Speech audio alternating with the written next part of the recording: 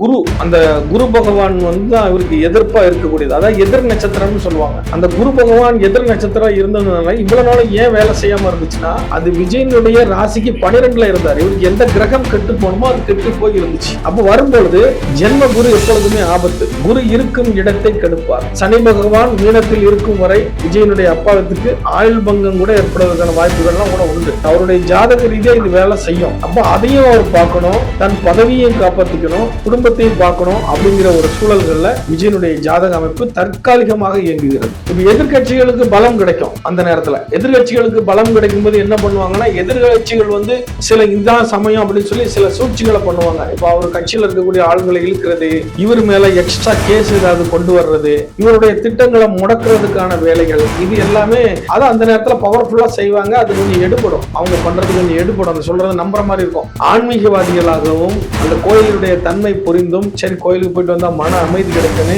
வரக்கூடியவங்க வெறும் 10% தான். வணக்கம். இன்றைய நமது சிறப்பு விருந்தினர் பிரபல பிரசன்ன ஜோதிடர் விஹி நாராயணன் அவர்கள். வணக்கம் சார். வணக்கம். இந்தியா டிவைன் நேயர்களுக்கு விஹி நாராயணனுடைய அன்பான கனிவான வணக்கங்கள். நீங்க கொஞ்ச நாளைக்கு முன்னாடி சொல்லியிருந்தீங்க விஜயோட முதலமைச்சர் பதவிக்கு ஆபத்து இருக்கு, ஒரு 7 மாச காலம் ஆபத்து அப்படின்னு சொல்லியிருந்தீங்க. ஆனா இன்னைக்கு நிறைய ஜோதிடர்கள் இதே விஷயத்த பேச ஆரம்பிச்சுட்டாங்க. 7 மாசத்துக்கு பதிலாக 9 மாசம் அப்படிங்கிறாங்க. விஜய் ஜாதகத்துல என்ன சரியில்லை, எதனால விஜயோட முதலமைச்சர் பதவிக்கு ஆபத்து? ஆன்மீக ரீதியான காரணங்கள் என்னென்ன இருக்கு? ஆன்மீக ரீதியான காரணம் என்னன்னா, ஆன்மீகம் பிளஸ் அஸ்ட்ராலஜி அப்படி எடுத்துக்கலாம். இப்போ கடகராசிக்கு குரு பகவான் ஒரு 10 நாளைக்கு முன்னாடி பயிற்சி அடைஞ்சார் பார்த்தீங்களா? இந்த 10 நாளைக்கு முன்னாடி கடகராசிக்கு வந்ததனுடைய விளைவு என்னன்னு கேட்டீங்கன்னா, விஜய்க்கு வந்து ஜென்ம குருவாக உள்ள வர்றார். ஏற்கனவே விஜயனுடைய ஜாதகப்படி அவருடைய ராசி நட்சத்திரங்களுக்கு ஆகாத புத்தி, அதாவது குருவினுடைய புத்தி ஆரம்பிக்க போகுது. அப்ப அந்த குரு புத்தி வந்து இவருக்கு வந்து எதிர் நட்சத்திரத்துல இருக்குது. குருவானவர் எதிர் நட்சத்திரத்துல இருக்கிறார். அப்ப இந்த கடகராசிக்கே குரு வர்றாரு, அவரே எதிர் நட்சத்திரத்துல இருக்கிறாரு. ஆல்ரெடி இவருக்கு எதெல்லாம் பிளஸ் ஆக அமைஞ்சிருந்துச்சோ, சூரியன், புதன், சனி ஆகிய கிரகங்கள் வந்து திருவாதிரை நட்சத்திரத்துல இருக்குது. அது ராகுவோட நட்சத்திரம். அந்த ராகு விருச்சகத்தில் விஜய் அவர்களுக்கு உச்சமாக இருப்பதால் அவர் ஆட்சியை பிடிச்சிருக்கிறார். இப்போ இதே ராகு என்னன்னா துப்பாக்கியை மாத்தி பிடிக்கிற மாதிரி அந்த ராகுல உள்ள நட்சத்திரங்கள் எல்லாமே முடக்கு நட்சத்திரமாகவும் இருக்கிறது இவருடைய ஜாதகப்படி. அப்போ கொடுத்து கெடுப்பவன் ராகு. அப்ப என்னாச்சுன்னா, இந்த குருவும் இந்த ராகுவும் இணைந்து இந்த ராகு கேது பயிற்சிக்கு பிறகு, அதாவது 2027 3வது மாசத்துக்கு பிறகு விஜயனுடைய ஆட்சிக்கு ஒரு 9 மாசம் யாரெல்லாம் ஜோசியர் சொல்றாங்க, ஒரு 7 மாசம் என்னை பொறுத்த மட்டும் ஒரு 7 மாசம் மிகுந்த சவாலாக இருக்கும் அந்த ஆட்சியை தக்க வைத்துக் கொள்வதற்கு. அந்த காலகட்டத்தில் அவருடைய ஆட்சியை கவிழ்ப்பதற்கான வேலைகளும் பிரச்சனைகளும் அவருக்கு கண்டிப்பாக ஏற்படும்.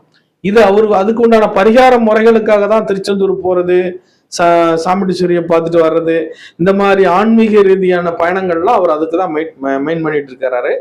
அது எந்த அளவுக்கு பிரோஜனமா இருக்குங்கிறத நம்ம காலத்தை பொறுத்து தான் பார்க்க முடியும்.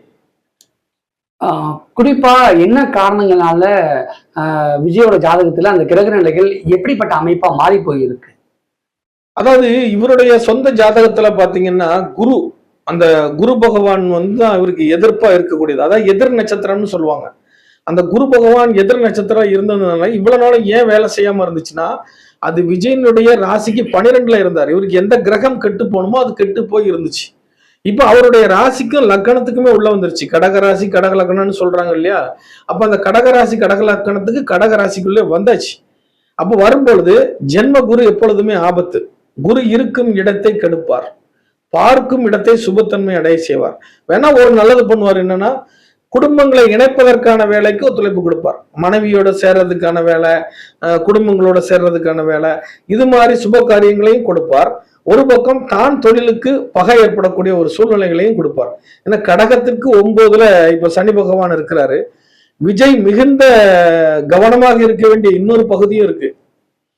விஜயனுடைய அப்பா உடல்நிலை கவனமா இருக்கணும். கடகராசி கடக லக்கணத்திற்கு 9ல் சனி பகவான் பவனித்துக் கொண்டிருக்கிறார். அப்ப நம்ம ஏற்கனவே நம்ம சொன்னோம் 7 மாசம் அவருக்கு ஆபத்து இருக்கு, பிரச்சனை இருக்குன்ட்டு. அப்போ இந்த மாதிரி ஒரு பிரச்சனைகளை கொடுத்தால் கூட அந்த ஆபத்துகள் வேற ரூபத்துல காலியாகிறதுக்கான வாய்ப்புகளும் உண்டு.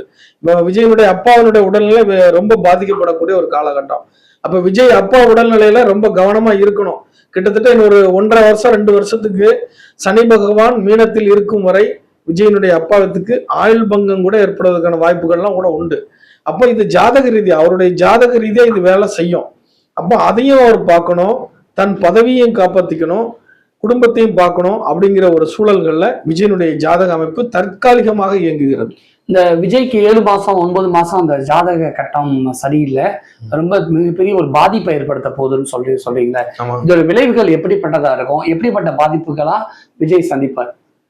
இப்ப எதிர்கட்சிகளுக்கு பலம் கிடைக்கும். அந்த நேரத்துல எதிர்கட்சிகளுக்கு பலம் கிடைக்கும் போது என்ன பண்ணுவாங்கன்னா, எதிர்கட்சிகள் சில இதான் சமயம் அப்படின்னு சொல்லி சில சூழ்ச்சிகளை பண்ணுவாங்க. இப்ப அவர் கட்சியில இருக்கக்கூடிய ஆளுங்களை இழுக்கிறது, இவர் மேல எக்ஸ்ட்ரா கேஸ் ஏதாவது கொண்டு வர்றது, இவருடைய திட்டங்களை முடக்கிறதுக்கான வேலைகள், இது எல்லாமே எல்லா எல்லா கட்சிகளும் அது இயல்பா செய்யக்கூடிய ஒரு விஷயங்கள் தான்.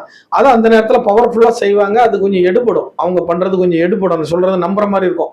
இப்ப கரண்ட் கட் ஆகுது, இப்ப இதே நிலை தொடர்ந்தால் இன்னும் கொஞ்ச நாள்ல மக்களுக்கே சலிப்பு தட்டிடும் இல்லையா, என்ன இன்னுமே ஆக்ஷன் எடுக்கலையா அப்படிங்கிற மாதிரி ஒரு சூழ்நிலைகள் வரும். இப்ப புரிஞ்சுக்கிறாங்க, இது வேற ஏதோ கதை போயிட்டு இருக்குங்கிறத புரிஞ்சுக்கிறாங்க. ஆனா இன்னும் கொஞ்ச நாளையில இந்த ஜென்ம குரு என்ன பண்ணுவார்னா, அவமானங்களையும் அவப்பெயர்களையும் ஏற்படுத்தி கொடுப்பார். அவர் கூட இருக்கக்கூடிய ஆட்கள் மூலியமாகவோ அல்லது அவருடைய செயல்கள்ல ஏதாவது சுணக்கமானாலோ இந்த மாதிரியான பிரச்சனைகள் உண்டு. மெயினா குறிப்பா அவர் எந்த இடத்துல திணறுவார்னு கேட்டீங்கன்னா, வரக்கூடிய டிசம்பர் மாதத்தில் ஏற்படக்கூடிய மழை விஷயம். இப்ப ஏற்கனவே இருக்கக்கூடிய அரசுகளுக்கு தெரியும், இப்ப மழை அடிக்கும், இப்ப வெயில் அடிக்கும், எல்லாமே அதுக்கு உண்டான விஷயங்கள்லாம் அவங்க ப்ரிப்பேர்டா தான் இருப்பாங்க. ஆனா இது புதிய அரசு, அதிகாரிகள் அவங்களே பயணிச்சால் கூட அந்த அதிகாரிகள் யார் கண்ட்ரோல்ல இருக்காங்க, ஏற்கனவே உள்ள அரசாங்கத்தினுடைய கண்ட்ரோல்ல இருக்கிறாங்களா அல்லது இப்ப புது அரசாங்கத்து கண்ட்ரோலுக்கு வந்துட்டாங்களா, இவருக்கு நல்லது செய்யக்கூடியவங்க பக்கத்துல வந்துட்டாங்களாங்கிறது ஆட்சி பண்றவங்களுக்கு தான் தெரியும். அப்ப இவங்க திணறக்கூடியது, ஒரு புதுசான ஒரு பிரச்சனையை ஃபேஸ் பண்ணக்கூடியது எல்லாமே அந்த டிசம்பர் மாசத்துல தான். டிசம்பர் மாசத்துல இருந்தே விஜய் கொஞ்சம் ஷேக் ஆயிடுவார். அப்ப அதன் பிறகு அவருடைய பதவியை காப்பாற்றுவதற்கு அவர் கொஞ்சம் போராடி தான் ஆகும். விஜய் கிறிஸ்தவராக இருந்தாலும் கூட திருச்செந்தூர் முருகன் கோயில் வழிபட்டது, கர்நாடகா சாமுண்டீஸ்வரி அம்மனை வழிபட்டதெல்லாம் பாசிட்டிவான விஷயமா பார்க்கப்பட்டுச்சு. ஆனா பரிகாரத்துக்காகத்தான் திருச்செந்தூர் முருகனையும் சாமுண்டீஸ்வரி அம்மனையும் வழிபட்டிருக்காரு. அப்படிங்கிறப்ப அதெல்லாம் என்ன மாதிரியான பரிகாரங்கள், எதற்கான பரிகாரங்கள்ங்கிற ஒரு கேள்வி இருக்குல்ல. விஜய் மட்டும் இல்லைங்க, இந்துக்களா இருக்கக்கூடியவங்களே கோயில்களுக்கு போறதே பரிகாரத்துக்கு தான் போறாங்க. நீங்க இப்போ ஜோசியரெல்லாம் நையாண்டி பண்றாங்க, நக்கல் பண்றாங்க. ஜோசியரெல்லாம் கன்சல்ட் பண்ணாம இருந்தாங்கன்னா கோயில்கள்ல கூட்டமே இருக்காது. கோயில்களுக்கு கூட்டம் வர்றது, கோயில்கள் திருப்பணிகள் ஒழுங்கா நடக்கிறது, கோயில்களில் உள்ள காசை அரசாங்கம் பயன்படுத்துறது, இது எல்லாத்துக்குமே மூல காரணமாக இருந்து இயக்கி கொண்டிருப்பவர்கள் ஜோதிடர்கள் தான். வருவாங்க, ஒரு ஜோசியம் பார்க்க வராங்க, ஒரு 9 வாரம் நீ போ, 9 சனிக்கிழமை அந்த விளக்கை ஏத்து, ஒரு 10 வாரம் அங்க போ, இப்படி ஒவ்வொருத்தருக்கும் ஜோதிடர்கள் அங்கங்கே உட்கார்ந்து கைட் பண்ணிக்கிட்டே இருப்பாங்க. இந்த தன்னுடைய கர்மத்தை கழிப்பதற்காக வரக்கூடியவர்கள், கோயிலுக்கு வரக்கூடியவர்கள் 90%. இதுல ஆன்மீகவாதிகளாகவும் அந்த கோயிலுடைய தன்மை புரிந்தும் சரி கோயிலுக்கு போயிட்டு வந்தா மன அமைதி கிடைக்குன்னு வரக்கூடியவங்க வெறும் 10% தான். ஜாலிக்கு வரக்கூடியவங்க. விஜய் எந்த ரகம்? இதுல விஜய் நம்ம பாராட்ட தான் செய்யணும். அவர் இப்போ கிறிஸ்தவர்னு நம்ம முத்திர குத்த முடியாத நிலைமைக்கு அவரே சில செயல்பாடுகளை பண்றாரு. அந்த பொட்டு வச்சுக்கிறதா இருக்கட்டும், கையில பொட்டு வசிய யாகம் செஞ்சு அதன் மூலமா தான் பொட்டு வச்சுட்டு வராரு. யாரையும் ஈஸியா எளிமையா வசியம் பண்ணிட முடியாது, வசிய மை அப்படிங்கிறாங்களே சில ஜோதி. பொதுவாகவே இந்து மத சாஸ்திரங்கள்ல மனிதனுடைய சுழி முனைன்னு சொல்லுவாங்க. அந்த சுழி முனையினுடைய தாக்கம் எப்பொழுதுமே நெத்தி பொட்டுல தான் இருக்கும். இது அந்த நெத்தி பொட்டுல தான் நம்ம ஒருத்தரை வசியம் நாம் பண்ணனா இருந்தாலும் சரி, மற்றவங்களுக்கு நாம வசியப்படாதா இருந்தாலும் சரி, அந்த நெத்தி பொட்டுல தான் எல்லா ரகசியங்களுமே இருக்கும். ஆகையினாலதான் அந்த காலத்துல என்னன்னா, பெண்களை பாதுகாப்பதற்காக அந்த காலத்துல இந்த இடத்துல நீ குங்குமம் வைக்கணும், கல்யாணமாகாத பெண்களாக இருந்தால் சாந்து பொட்டு வைக்கணும். இப்பெல்லாம் ஸ்டிக்கர் பொட்டு வைக்கிறாங்க, இதெல்லாம் தப்பு. சாந்து பொட்டு வைக்கணும் அப்படின்னு சொல்லுவாங்க. சாந்து அப்படின்னு சொல்லக்கூடிய விஷயத்திலேயே அதுல சாந்தம் என்கின்ற ஒரு சொல் அடங்குகிறது. அப்ப இந்த இடத்துல வரக்கூடிய நீங்க குண்டலினி யாக பண்றவங்க, தியானத்தை ரொம்ப பயிற்சி பெற்றவங்க, அவங்களுக்கு இந்த 2 புருவுக்கு மத்தியில இருக்கக்கூடிய விஷயங்கள் பாத்தீங்கன்னா அப்படி ஒரு மாதிரி துடிக்கும். ஒரு மாதிரி ஒரு மயக்க நிலையில ஒரு சந்தோஷம், அந்த துடிக்கக்கூடிய நேர காலகட்டங்கள்ல தன் உடல் தானே சந்தோஷம் அடையும். அதனால இந்த பொட்டின் வழியாகத்தான் நம்மளுடைய பாசிட்டிவ் எனர்ஜியும் ரிலீஸ் ஆகும், நெகட்டிவ் எனர்ஜியும் ரிலீஸ் ஆகும். அப்ப நெகட்டிவ் எனர்ஜினா எப்படி எடுத்துக்கிறதுனா, நாம் பிறரை வசியப்படுத்தும் பொழுது நம்மளுடைய நெகட்டிவ் எனர்ஜி போய் அவங்களை தாக்கும். இப்போ இந்த 2 கண்களை வச்சு நம்ம பார்க்கும் பொழுது புருவ மத்தியும் அங்க செயல்படும். அப்ப அந்த புருவ மத்தி செயல்படும் பொழுது எதிராக இருக்கக்கூடியவங்க நம்ம ராசி நட்சத்திரங்களோட நம்ம அவங்கள சந்திக்கக்கூடிய நேரங்க சரியாக இருந்துச்சுன்னா நாம் சொல்லக்கூடிய விஷயங்கள் எல்லாம் கூர்ந்து உற்று நோக்கி கேட்பார்கள்.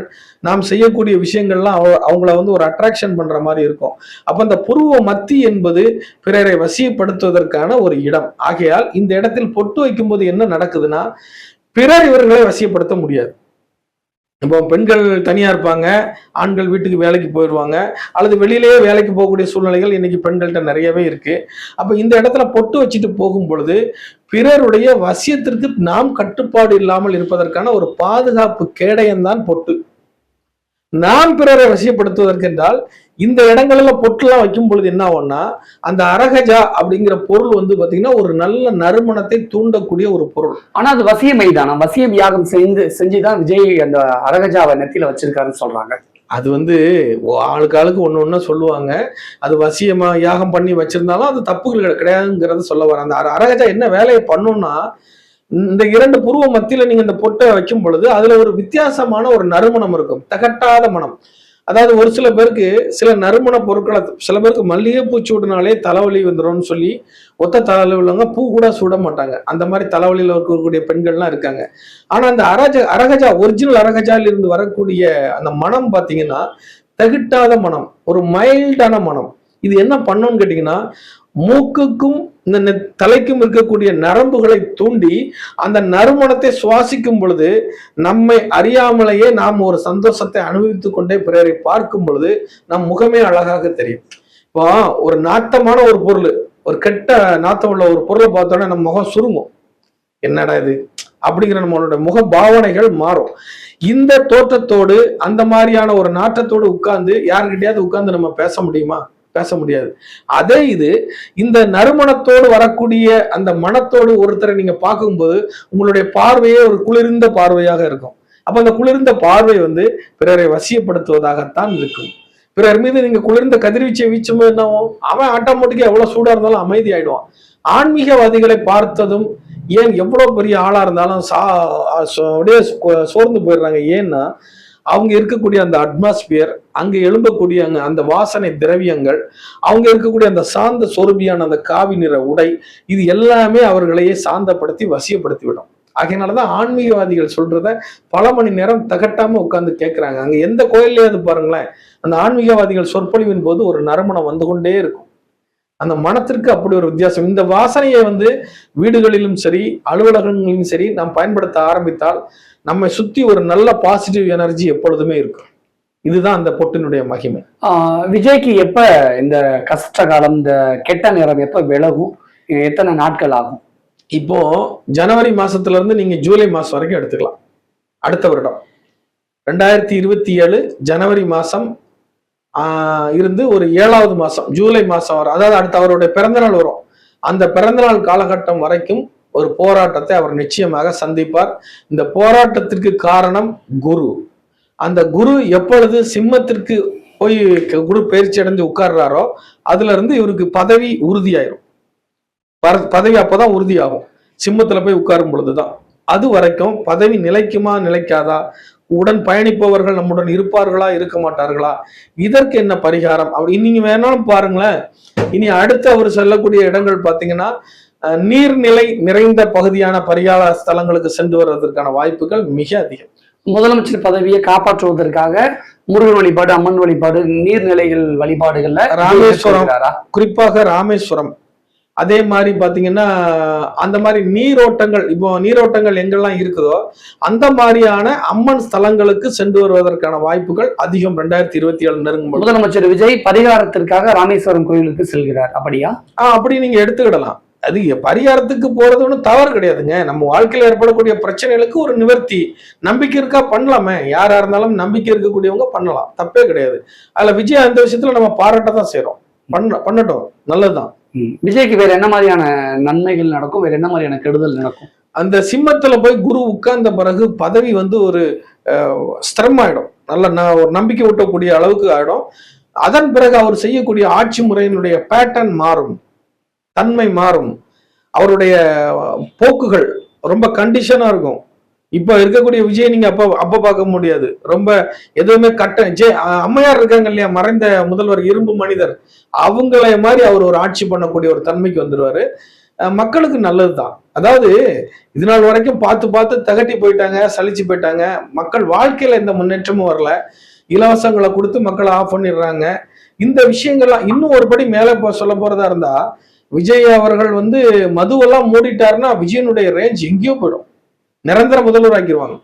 ஏன்னா மதுவால் சீரழிந்த குடும்பங்கள் நிறைய. இன்னைக்கு அதை வச்சு வருமானம்ங்கிற பேர்ல அது ஓடிக்கிட்டே இருக்கு. ஆனா இதற்கும் ஒரு முற்றுப்புள்ளி வரும். ஒரு காலகட்டங்கள்ல லாட்டரி மூடவே முடியாதுன்னு சொன்னாங்க. ஆனா லாட்டரியை மூடி அம்மா சாதனை பண்ணாங்க. அதே மாதிரி விஜய் அவர்களும் இந்த தண்ணீர் பிரச்சனையாக இருந்தாலும் சரி, 2 தண்ணீர் பிரச்சனையும் உண்டு. குடிக்கிறதா இருந்தாலும் சரி, இந்த கர்நாடகா தண்ணீர் பிரச்சனையா இருந்தாலும் சரி, இதுவும் விஜய் அவர்களால் ஒரு நல்ல சுமுத்தான ஒரு முடிவு வரும். அதுக்கும் அவருடைய ஜாதகம் காரணம். என்னன்னா, இப்ப கடகராசியில குரு வராரு, அது ஒரு பஞ்சாயத்து. அதே கடகராசி தான் விஜய், பூச நட்சத்திரம் தான் விஜய். கடகராசி நீர் தத்துவமான ராசி. மீனத்தில் அமர்ந்திருக்கக்கூடிய சனி பகவான் நீர் தத்துவத்துல தான் இருக்காரு. அப்போ பஞ்சாயத்து முடிவுக்கு வரும். நிச்சயமா. நான் விஜய் ஜாதக கட்டம் சரியில்லை, விஜயோட முதலமைச்சர் பதவிக்கு ஆபத்து அப்படிங்கிற விஷயங்களா இருக்கட்டும், விஜய்க்கு என்னென்ன நன்மைகள் இருக்கு, விஜய்க்கு என்னென்ன தீமைகள் இருக்கு அப்படின்னு நிறைய விஷயங்களை ஆன்மீக ரீதியாக முன் வச்சிருக்கீங்க. விஜயை பிடித்த மக்கள் என்ன கருத்துக்கள் முன் வைக்கிறாங்க அப்படிங்கிறத நம்ம பொறுத்திருந்து பார்க்கலாம்.